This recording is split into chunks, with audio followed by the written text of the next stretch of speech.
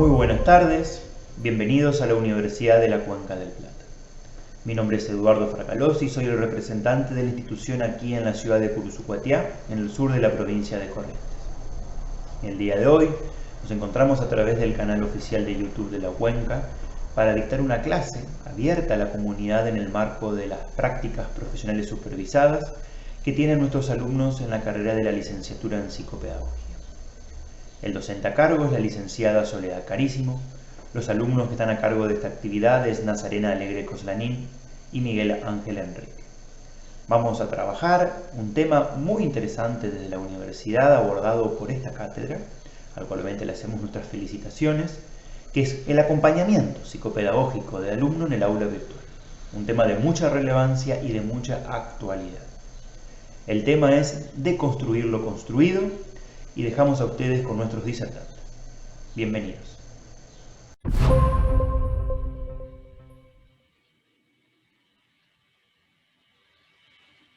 Bueno, muy buenas tardes a todos, bienvenidos. Estamos dando inicio a esta clase gratuita de la Cátedra Prácticas Profesionales Supervisadas a cargo de la licenciada Soledad Carísimo. A modo de presentación, mi nombre es Miguel Ángel Enrique y junto con mi compañera Nazarena Alegre Coslanín, ambos estudiantes de la licenciatura en Psicopedagogía en la Universidad de la Cuenca del Plata, les vamos a hablar acerca del acompañamiento psicopedagógico del estudiante en el aula virtual, dirigida a profesionales en psicopedagogía y a docentes de todos los niveles educativos. El presente tema surgió como respuestas a las constantes interrogantes producidas en el campo de la psicopedagogía en tiempos de cambios debido a la pandemia causada por el COVID-19. En el contexto de esta charla, se pretende pensar en las intervenciones psicopedagógicas educativas en la realidad del aula virtual, entendiendo a la intervención desde el campo psicopedagógico como una construcción de espacio subjetivo y objetivo a la vez, donde el pensamiento se hace presente. Asimismo, se comprende la pandemia como una gran oportunidad para abrir nuestras vidas a las realidades, acompañando y orientando a los alumnos y a los docentes de nuevas formas. Las consultas o cuestiones que pueden ser plasmadas en los comentarios de esta plataforma y una vez finalizadas las disertaciones estaremos respondiéndolas. Dicho esto, le doy el paso a mi compañera para que comience con su disertación. Bueno, muy buenas tardes. Como me presentó mi compañero, mi nombre es Nazarena y voy a comenzar hablando sobre una breve contextualización de la temática. Como todos sabemos, el cierre de las escuelas y universidades fue una de las primeras medidas que tomó el gobierno nacional para evitar así la propagación del coronavirus. Y a raíz de esto nos preguntamos, ¿cuán preparados estaban estudiantes y docentes para zambullirse en la educación a distancia? ¿Qué aprendieron en estos meses de aprendizaje virtual? ¿Cuánto quedará de la virtualidad cuando pase la pandemia? Desafortunadamente, las escuelas que pueden ofrecer una experiencia académica virtual completa, con alumnos que cuenten con dispositivos electrónicos, profesores que sepan cómo diseñar clases en línea funcionales y una cultura basada en el aprendizaje tecnológico, no son muchas. La realidad es que la mayoría de las escuelas no están preparadas para este cambio, dejando en evidencia que el acceso a Internet es desigual, y es tan solo uno de los muchos problemas que enfrenta el sistema educativo. Si no tenemos en cuenta este nivel de fragmentación y no se presentan propuestas integrales para hacer frente a esta emergencia, esta situación de virtualización potenciará las desigualdades ya existentes. Otro problema surgido en este contexto fue la necesidad de que se acompañe a los docentes en el proceso de mudar los contenidos pedagógicos a las aulas virtuales. ¿Qué cuestiones deberían tenerse en cuenta entonces para que en medio de la pandemia la educación virtual sea efectiva y potenciadora? En primer lugar, no dejar de considerar que el estudiante está en un contexto emocional endeble, es decir, que esto no es solo educación virtual, sino que atravesamos una situación que a veces complica los procesos de enseñanza y aprendizaje. Es importante que podamos reducir los niveles de incertidumbre, ansiedad y expectativas desmedidas. Esto resulta fundamental en las actuales condiciones de emergencia. Otro asunto para atender en el ámbito educativo es tener presente que la educación es un hecho vincular y que al ser virtual, los educadores deberían chequear y verificar de manera casi constante que el estudiante siga estando en la clase. Todos los medios y caminos que se puedan fortalecer con los estudiantes para la comunicación es una buena decisión. En las escuelas primarias y secundarias ya se empezaron a ver experiencias en donde se abren estos espacios de interacción entre docentes, directivos, familias y estudiantes, ya sea en grupos de redes sociales como en grupos de WhatsApp. Hay que remarcar la necesidad de que los docentes revisen continuamente sus metodologías. Si algo pone de manifiesto la tecnología es que para aprender en línea hay que apostar por la innovación metodológica. Una clase en donde una docente simplemente expone con una presentación ya no se sostiene. Los tiempos deben ser breves y con la implementación de videos de todo tipo, ya sea teóricos, de demostraciones, de prácticas, lecturas orientadas, ejemplos ilustrativos, consignas claras, donde los estudiantes tengan una participación activa. En el ámbito del primario y secundario resulta imposible suplantar las dinámicas y aprendizajes que se dan en las clases presenciales. Es necesario que la gestión del tiempo al interior de la familia se redistribuya para dejar bien definido quién y cuánto y cómo dedicarse a orientar a chicos y chicas de primario y secundario en el estudio hogareño, sin reproducir estereotipos y desigualdades de género ya existentes. No solo los docentes, sino también los estudiantes deberían estar dispuestos a cambiar los modelos tradicionales y encontrar roles más participativos, para que esta situación que se dio en la emergencia se pueda traducir a un cambio a nivel educativo que perdure. Es necesario que se diseñe y se pueda dar seguimiento a nuevas maneras de medir, tomar registro y reconocer qué indicadores cualitativos y cuantitativos se necesitan para saber dónde están parados los estudiantes y cómo se le da continuidad a su proceso de aprendizaje. Para introducirnos más en la temática, vamos a revisar algunos conceptos básicos para lograr un mejor entendimiento. La primera va a ser la de educación virtual. La educación virtual puede ser entendida como aquellos ambientes educativos que están mediados por tecnologías de información y comunicación, en donde no es indispensable la interacción cara a cara para que pueda llevarse a cabo el proceso de aprendizaje. Y este puede ser alcanzado desde donde uno se encuentra. Es un proceso educativo que se estructura en torno a una red de telecomunicaciones y constituye el uso predominante del Internet como medio tecnológico para que se pueda llevar a cabo dicho proceso, y no requiere de la participación presencial de los alumnos y profesores, ni tampoco de la interacción cara a cara. Otro muy importante es el del aula virtual. El aula virtual, al igual que en la educación presencial, es un factor clave dentro de la educación, ya que es un lugar donde se centra el proceso educativo, donde se da la interacción entre docente y estudiante y se generan las situaciones necesarias para fomentar el aprendizaje. Concebimos entonces al aula virtual como el espacio donde coincide el docente con sus estudiantes y a su vez estos coinciden entre sí para poder interactuar y generar un aprendizaje autónomo. Es un espacio específico donde los comentarios y críticas surgen libremente, accesando desde cualquier lugar donde se encuentre el estudiante. No importa desde dónde se establezca la conexión, siempre y cuando responda al proceso formativo de cualquier institución educativa y se cuenten con los recursos tecnológicos para poder hacerlo. El contenido en el aula virtual es muy importante, ya que cada sector educativo tiene contenidos que deben estar relacionados con las competencias y habilidades que se desean ser desarrolladas en el estudiante. Los contenidos deben estar vinculados a las necesidades de cada contexto y han de tener como eje de aprendizaje las competencias y habilidades que van a ser desarrolladas mediante sus objetivos. De acuerdo a las competencias desarrolladas por el docente, es como podrá desenvolverse dentro de los entornos virtuales.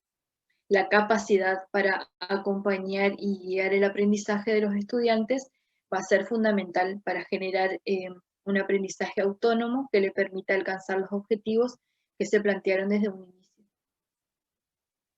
Al igual que en la educación presencial, el docente debe hacer uso de estrategias de trabajo, estrategias de acompañamiento, que le van a permitir acercarse al alumno, de manera que éste pueda sentirse acompañado a lo largo de su proceso de aprendizaje y al mismo tiempo le permita socializar con sus demás compañeros y compartir sus experiencias y opiniones.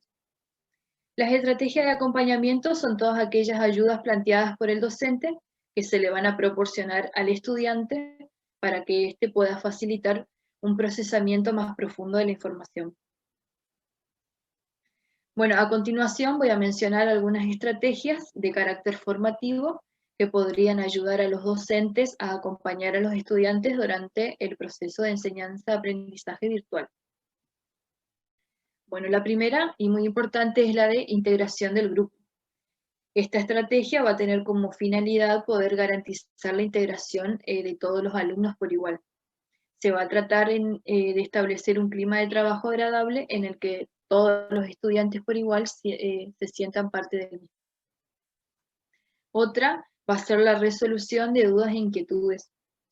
Con esta estrategia va a tener un mayor acercamiento con sus estudiantes, el docente, y a su vez estos van a poder manifestar de manera tranquila sus dudas y comunicar sus problemas.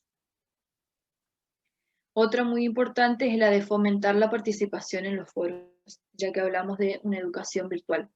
Es necesario que se puedan identificar los temas que más le interesen o preocupan a los estudiantes y hacer preguntas sobre esto para que los mismos puedan generar debates en los cuales se fomente su análisis crítico y reflexivo. Otra va a ser la de la motivación a los estudiantes. Debido a que las clases virtuales podrían producir una sensación de distanciamiento entre ellos mismos y entre ellos y la docente, sobre todo cuando surgen problemas o temas que ellos no pueden dominar o que no encuentran cómo darle una solución. Va a ser necesario a raíz de esto que el docente pueda motivar al alumno, que le pueda hacer llegar mensajes de apoyo, prestarle atención personal a cada uno de ellos y también ser accesible ante los distintos problemas que puedan presentar. Es importante mostrarse empático, respetar su ritmo de trabajo, utilizar también un lenguaje estimulante y estar interesado en la construcción del aprendizaje. Otra va a ser la de brindar retroalimentación. La retroalimentación que el docente le brinda al alumno lo va a ayudar a que él pueda conocer sus errores como sus aciertos y le va a permitir también a que el estudiante no se sienta ignorado o poco valorado en las tareas escolares y en su proceso de enseñanza en sí. La última, y no por eso menos importante, va a ser la de mostrar flexibilidad.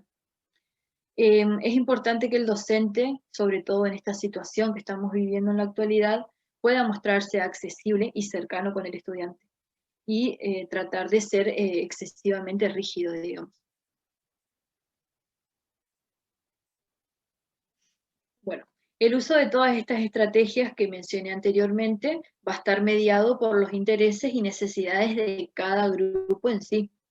Y dichas estrategias deben estar encaminadas siempre a favorecer el aprendizaje autónomo de los estudiantes, además de propiciar un clima favorable para la construcción de su propio conocimiento. Siguiendo con esta misma línea, tomo una referencia al autor Tonucci, que es un reconocido pedagogo italiano, el cual nos invita a pensar en el fenómeno en el formato escolar. El autor va a proponer que la escuela no puede seguir igual después de todo esto. Para Tonucci, la escuela antes de esta situación ya venía siendo cuestionada y no funcionaba. Y cree que este sería el momento oportuno para dar un giro, para que el formato escolar se adapte a las necesidades, deseos, aptitudes aptitudes y capacidades de todos por igual. En tiempos de cuarentena, el sector educativo tuvo que adaptarse a las necesidades de los docentes y de los alumnos para continuar con el proceso de aprendizaje. Los psicopedagogos también se adaptan al nuevo escenario. La situación actual por la pandemia provocó un cambio en la escolaridad, provocando que los docentes y los estudiantes enseñen y aprendan desde sus casas. Si bien se podría decir que el aprendizaje no se interrumpió, es cierto que las condiciones cambiaron notablemente. En este sentido aparecieron múltiples desafíos con respecto al acceso a la conectividad, el acompañamiento familiar en las tareas escolares, las condiciones de vivienda, entre muchas otras, por supuesto. Para sobrellevar de la mejor manera posible la educación virtual, es necesario organizar las rutinas en casa, las cuales deberían estar consensuadas y sujetas a revisión, con el claro propósito de ayudar a aprovechar los tiempos, y es muy importante que se pueda diferenciar los momentos de trabajo y los momentos de ocio. Las actividades recreativas y deportivas deben tener un lugar en la agenda familiar. No se pueden organizar solo horarios de tarea y trabajo y dejar la diversión a un lado. En la actualidad, sobre todo esta última semana, se estuvieron barajando diferentes posibilidades sobre el regreso a las aulas de manera presencial. Este es un proceso que va a requerir modificar varias cuestiones desde lo edilicio, lo organizativo y lo pedagógico. Sin duda, estos cambios van a afectar la actividad tanto del docente como de los estudiantes. Los intercambios en el aula, los juegos en educación física, los recreos y muchas más variables. Por eso es fundamental el acompañamiento para poder sostener las nuevas formas de vincularse y aprender. Y creemos que allí van a estar más que nunca los psicopedagogos para acompañar a estas instituciones, docentes, familias y estudiantes en este tan ansiado regreso a la escolaridad presencial. Sabemos también que a pesar de todos estos esfuerzos y de las innovaciones tecnológicas, absolutamente nada va a poder reemplazar a la escuela, la cual ha demostrado ser imprescindible, no solo por los contenidos que se imparten, sino por el resto de los aprendizajes, como también el encuentro con un otro, el debate y el juego, que es tan importante. Bueno, es por esto que voy a dar pie a mi compañero Miguel para que él les pueda seguir hablando sobre la educación en tiempos de pandemia.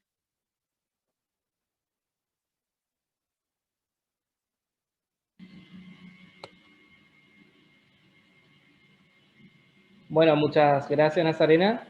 Vamos a proseguir con esta temática, que es la educación en tiempos de pandemia. En esto vamos a ver acerca de qué pasó con el aprendizaje, qué importante es tejer redes complejas, el hogar como espacio determinado para la formación del alumno, una estrategia de enseñanza particular y la importancia de la presencia del docente en el aula virtual. Bien, vamos a comenzar con algunos temas expuestos por el autor Francesco Tonuti, que habla acerca de la importancia de escuchar la voz de los niños, entendiendo que las infancias es un campo principal donde se tiene que tener en cuenta en esta situación de emergencia de la educación. Vamos a proseguir.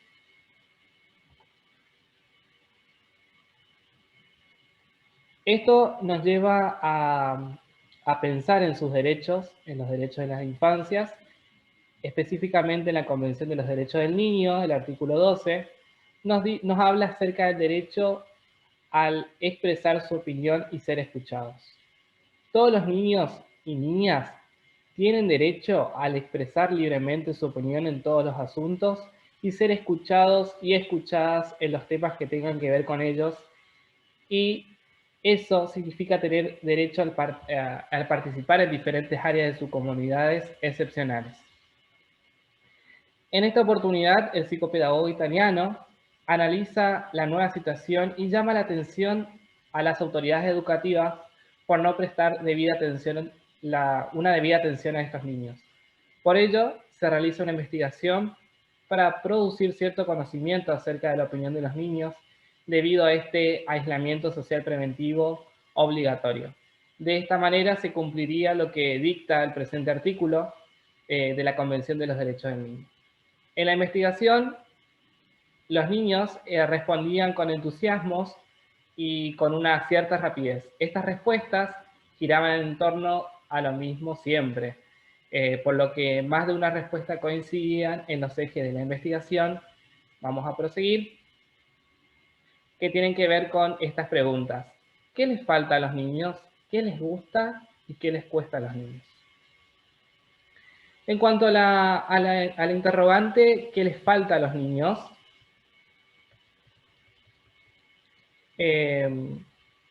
Había una constante en esta respuesta. Es que a los niños especialmente les falta los amigos. Tonucci en una de sus obras hace referencia a la siguiente imagen, donde vemos a una niña que le hace el interrogante a los padres, me regalan un hermanito, como así también en una de sus obras plasma el discurso de una niña de una escuela infantil, donde la afirmación es: para ser felices hacen falta 2 o 3. La presente imagen, nos ayuda a realizar una reflexión crítica en cuanto a la denuncia de los niños de una de las situaciones que se hace frecuentemente: la soledad. El análisis que se hace, como así también la afirmación de esta niña, es totalmente realista y concreta. Claro, para jugar es importante la presencia de amigos. Para ser felices hace falta que haya otros niños con quienes jugar.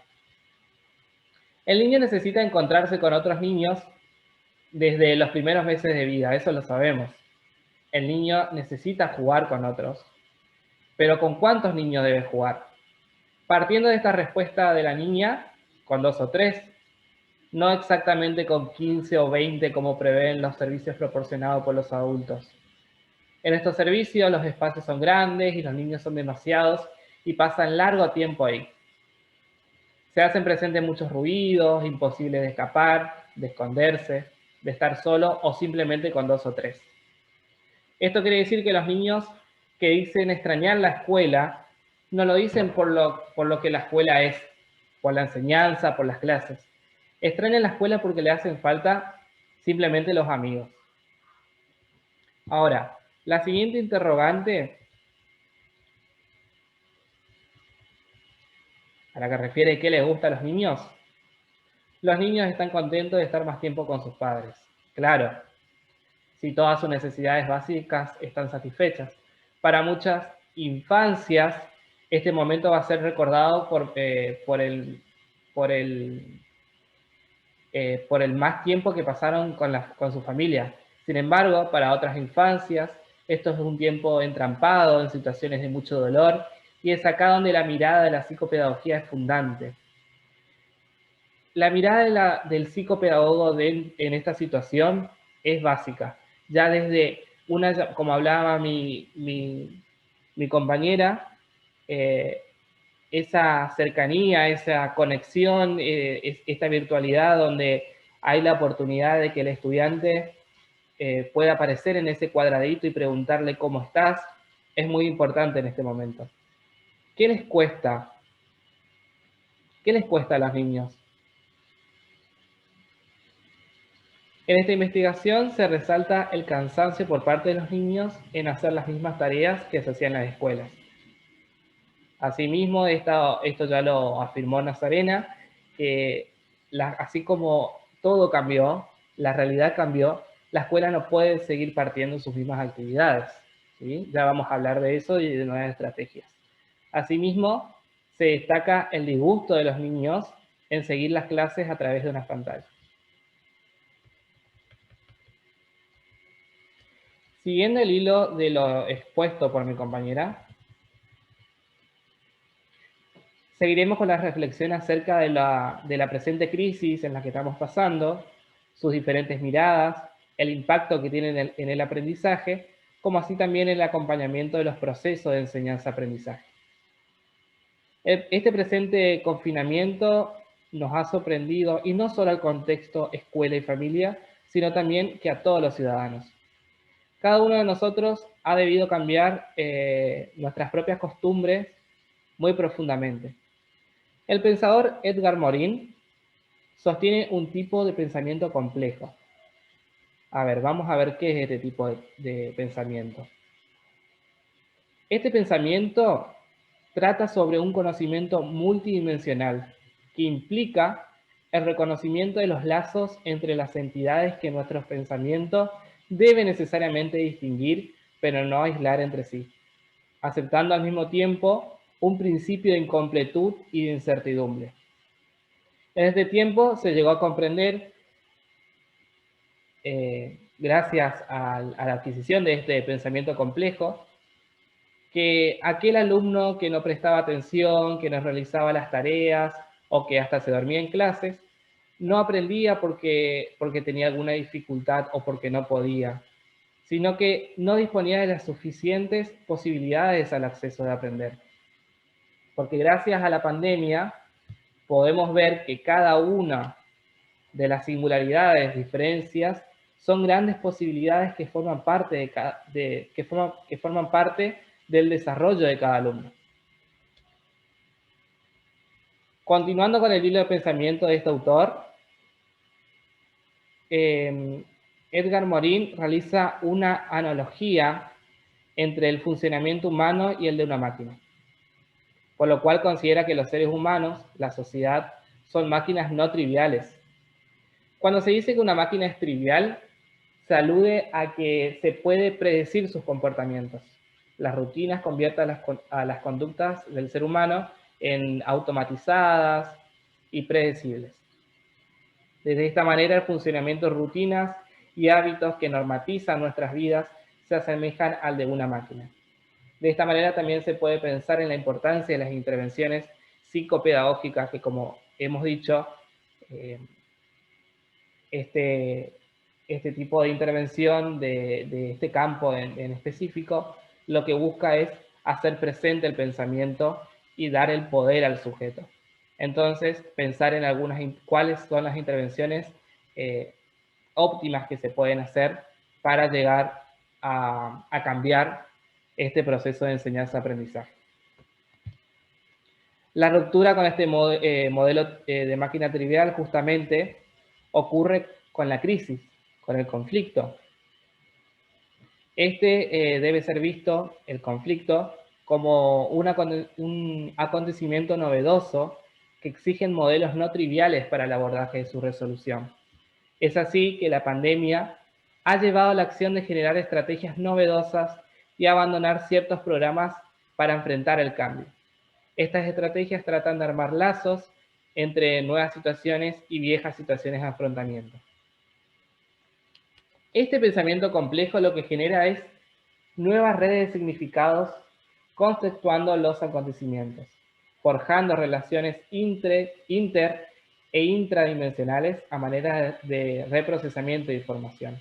Es muy importante este término de reprocesamiento porque si lo tenemos en cuenta, podemos pensar en aquellas características, en aquellas diferencias, en aquellas singularidades de cada alumno, como volver a pensarlas que ya estaban antes, pero gracias a esta nueva crisis, a esta nueva situación, se pueden pensar y se pueden trabajar.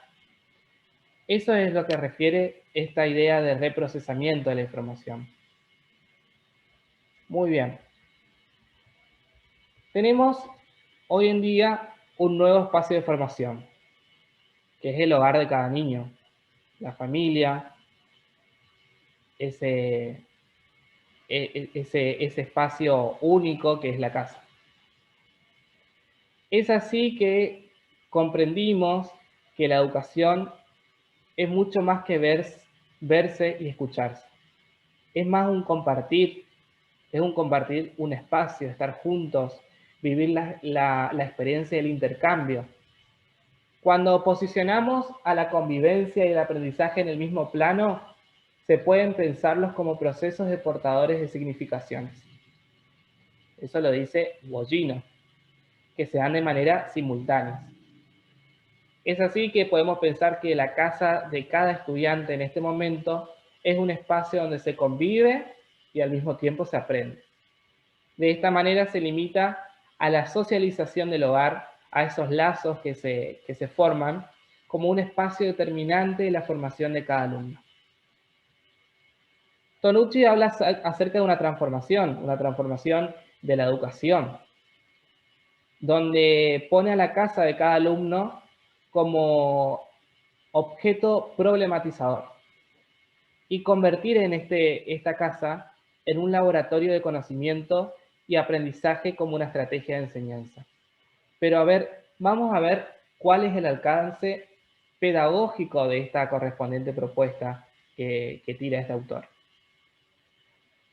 Al pensar en esta propuesta que surge del profesional en psicopedagogía Francesco Tonucci, se piensa en una escuela, instituto o cualquier centro educativo de formación que se centre en el mundo de cada alumno.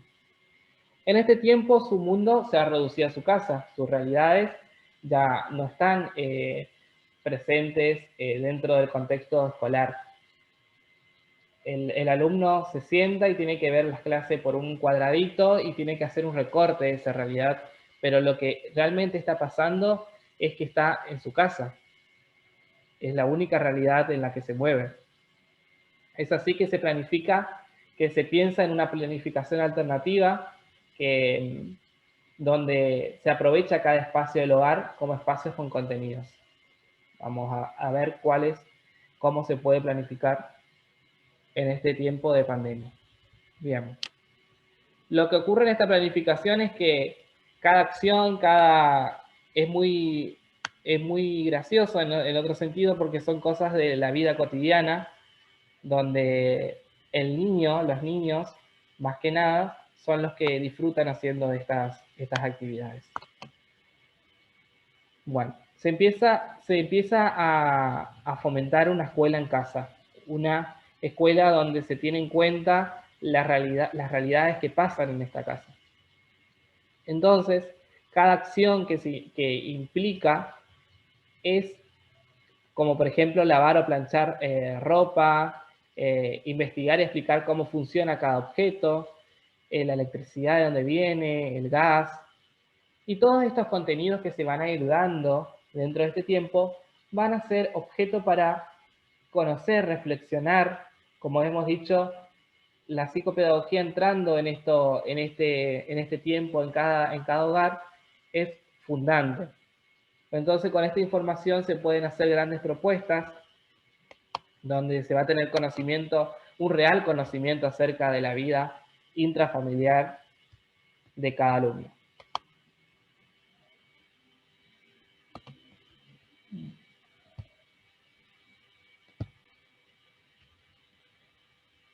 Muy bien. Así como dijo Nazarena, que lo trajo al autor Tonucci, que donde él afirma que la escuela ya no cumplía su función hace mucho tiempo. Esto es una historia que está contextualizada dentro de lo que sería la historia de este autor, pero me llamó mucho la atención porque es donde refleja esto lo que él expone. Entonces, le voy a contar esta historia de Sandro, que él lo titula "Me has robado 5 horas de vida". Sandro iba al instituto en un barrio popular de Roma. Era repetidor y a menudo le echaban de clase. Inteligente pero apático. Esto es lo que aparecía escrito en sus informes escolares. La escuela le había rechazado, probablemente porque él había rechazado la escuela o viceversa. Un día, en clases, a última hora de la mañana, antes del horario de salida, Sandro se levantó y en voz alta se dirigió al profesor de literatura. "Me has robado 5 horas de vida". El presente caso de Sandro es un caso particular, porque como sabemos, normalmente los niños o los adolescentes no suelen manifestar de forma tan abierta su desconformidad. Lo aceptan y en todo caso, en los mejores de los casos, se adaptan. Y esto es lo peor que puede pasar porque de esta manera padecen esa enfermedad tan difundida y peligrosa que es el mal de escuela. como lo titula, como lo denomina este autor. Los alumnos afectados por el mal de escuela están tristes, apáticos, e incluso pueden llegar a perder el deseo de aprender. Existen casos graves en los que duermen mal, aparecen las famosas pesadillas, los dolores de panzas, en algunos casos se convierten en mentirosos y en otros casos huyen y no vuelven a casa por miedo a los castigos. Pero, ¿cuál es la explicación cuál es la etiología, la causa de este mal de escuela? ¿Qué es lo que está pasando realmente? Probablemente la razón de fondo es que la escuela se ha ido alejando progresivamente de la vida real, de forma que se ha convertido en algo cada vez menos comprensible para los alumnos. Como sabemos, por un lado tenemos ese aluvión de información, pero caótica a la vez, sin límites temáticos claros, de nivel, los que proporcionan los mismos medios de comunicación. Y por el otro tenemos a la escuela con sus respuestas de siempre, con sus redacciones que no están dirigidas a nadie, con la incomprensible fotosíntesis de la clorofila explicada en tercer grado, con lecturas lejanas, con aquello de a ver quién me dice primero lo que es. En la vereda de enfrente se encuentran estos alumnos que no entienden nada, se sienten atrapados en una empresa que requiere un notable esfuerzo y energía, también que se sienten presionados por la familia y la sociedad, y estas propuestas en las que no entienden el significado ni la utilidad para el futuro.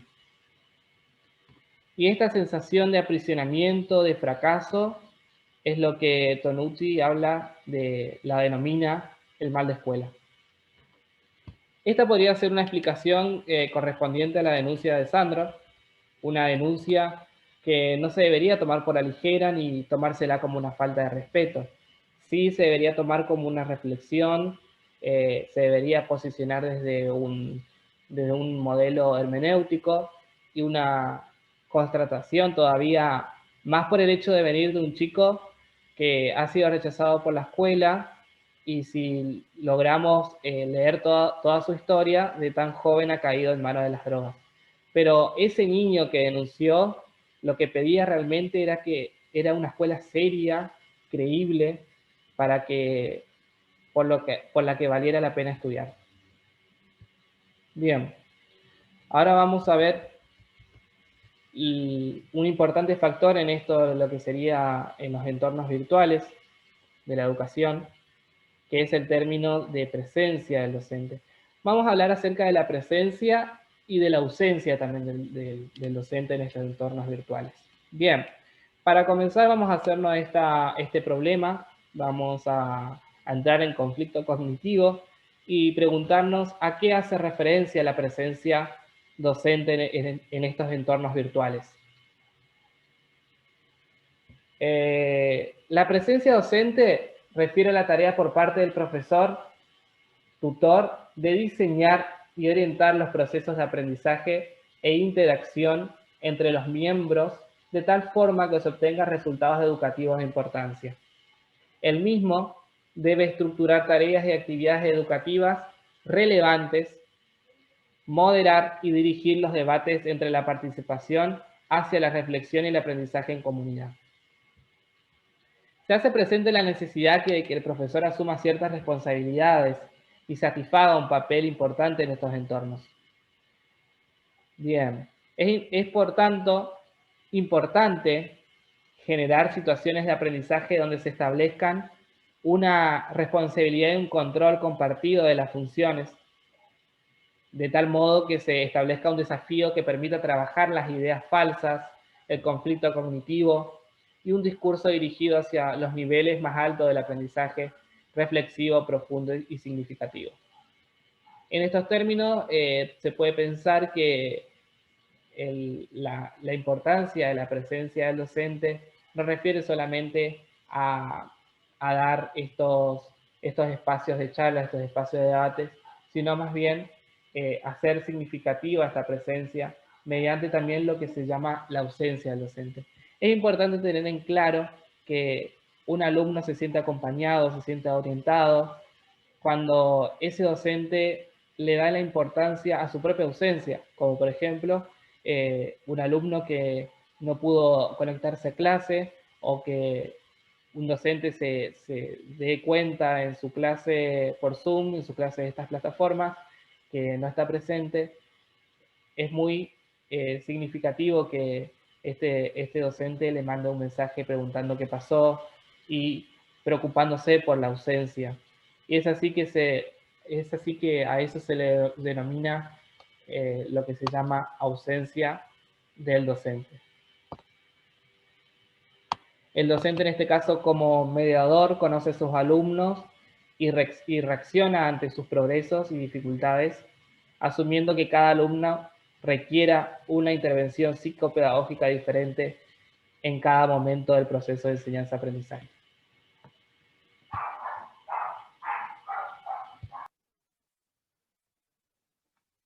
Para finalizar con la charla, nos pareció muy importante compartir con ustedes esta frase, la cual hace referencia a la especificidad de la psicopedagogía, quien tiene como función descubrir nuevos caminos para esquivar las dificultades que se dan en la acción de aprender.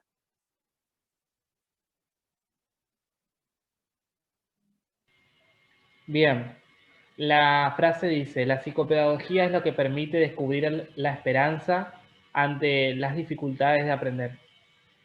Bueno, muchísimas gracias por su atención, muchísimas gracias por su tiempo, muchas gracias Nazarena.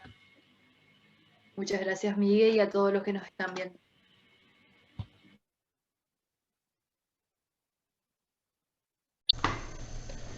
Excelente la actividad realizada por nuestros alumnos Miguel Ángel Enrique y Nazarena Alegre Coslanín bajo el tema de deconstruir lo construido, el acompañamiento psicopedagógico del alumno en el aula virtual. Como hemos visto y aprendido en la jornada de hoy, es un tema de mucha relevancia, de mucha actualidad en este mundo de la virtualidad que nos aqueja con el COVID-19, en el cual felicitamos a la cátedra, felicitamos a su docente a cargo, la licenciada Soledad Carísimo, y a estos alumnos, quienes han dedicado su tiempo y su vocación para el desarrollo de este tema tan interesante. Los invitamos en nombre de la universidad a seguir continuando viviendo todas las actividades que realizamos en la cuenca, en nuestras cuentas oficiales del Facebook, de Instagram, como así también nuestras clases y videos que cargamos en el YouTube de la universidad. Muchas gracias y tengan ustedes muy buenas tardes.